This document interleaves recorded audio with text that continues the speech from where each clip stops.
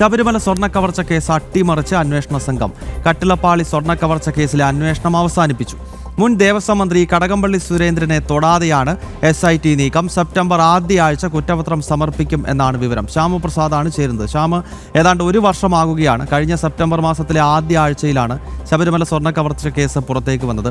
ഇപ്പോൾ ഒരു വർഷമാകുന്ന വേളയിലാണ് കുറ്റപത്രം സമർപ്പിക്കുന്നത്. 1. 2, ഈ കടകംപള്ളി ഉൾപ്പെടെയുള്ളവരെ പിടികൂടാതെ ഇതെന്ത് അന്വേഷണമാണ് എന്ന വിമർശനമാണല്ലോ ഉയരുന്നത്.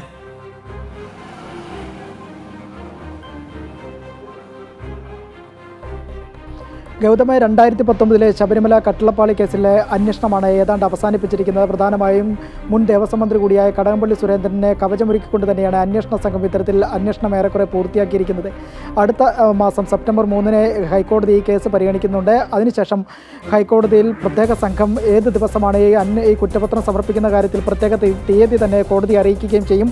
എന്തായാലും മുൻ ദേവസ്വം മന്ത്രി കൂടിയായ കടകംപള്ളി സുരേന്ദ്രനെ കവചമൊരുക്കിക്കൊണ്ട് തന്നെയാണ് അന്വേഷണ സംഘം ഇപ്പോൾ അന്വേഷണം ഏറെക്കുറെ അവസാനിപ്പിച്ചിരിക്കുന്നത്. കുറ്റപത്രം നൽകുമ്പോഴേക്ക് ഇനി വരും ദിവസങ്ങളിലൊന്നും തന്നെ മറ്റ് അറസ്റ്റ് നടപടികളിലേക്കൊന്നും തന്നെ അന്വേഷണ സംഘത്തിന് കടക്കേണ്ടി വരില്ല എന്നതാണ് പ്രധാനപ്പെട്ട മറ്റൊരു കാര്യം എടുത്തു പറയേണ്ടത്. ഒപ്പം തന്നെ സ്മാർട്ട് ക്രിയേഷൻസിൻ്റെ പങ്ക് തെളിയിക്കുന്ന കൂടുതൽ നിർണായക തെളിവുകൾ കൂടി അന്വേഷണ സംഘത്തിന് ലഭിച്ചു കഴിഞ്ഞിരിക്കുന്നു. ഇതിനകത്ത് സ്ട്രിപ്പിംഗ് സാൾട്ട് എന്ന് പറയുന്ന സാങ്കേതിക വിദ്യ ഉപയോഗിച്ചുകൊണ്ട് തന്നെയാണ് കട്ടിളപ്പാളിയിലെ സ്വർണ്ണം മാറ്റിയെന്നുള്ള കണ്ടെത്തലിലേക്കാണ് SIT സംഘം എത്തിയിരിക്കുന്നത്.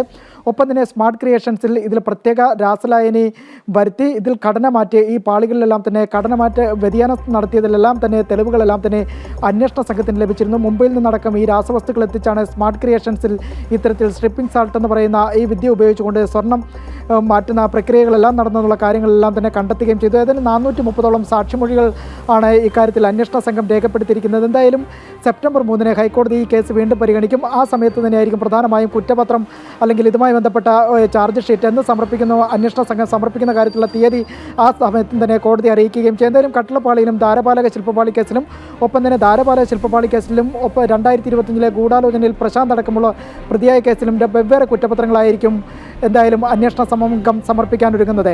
ഗൗതം, എന്തായാലും വ്യക്തമാണ് ശ്യാമ. ശബരിമല സ്വർണ്ണ കവർച്ച കട്ടിളപ്പാളി കേസിന്റെ അന്വേഷണമാണ് സ്പെഷ്യൽ ഇൻവെസ്റ്റിഗേഷൻ ടീം അവസാനിപ്പിച്ചിരിക്കുന്നത്. വലിയൊരു ചോദ്യം അവിടെ ഉയരുന്നത്, എന്തുകൊണ്ടാണ് അന്നത്തെ ദേവസ്വം മന്ത്രി പ്രത്യേകിച്ച് ഈ അറസ്റ്റിലായവരെല്ലാം മൊഴി നൽകിയത് കടകംപള്ളി സുരേന്ദ്രന് എതിരെയായിട്ടാണ്. പക്ഷേ എന്തുകൊണ്ട് കടകംപള്ളിയിലേക്ക് അന്വേഷണം എത്തിയില്ല എന്ന ചോദ്യം ഒരു ഭാഗത്ത് നിൽക്കുമ്പോഴാണ് ഈ അന്വേഷണം അവസാനിപ്പിച്ച് കുറ്റപത്രം സമർപ്പിക്കുവാൻ SIT തീരുമാനിച്ചിരിക്കുന്നത്. ശ്യാമപ്രസാദ് വിവരങ്ങൾ നൽകുകയായിരുന്നു.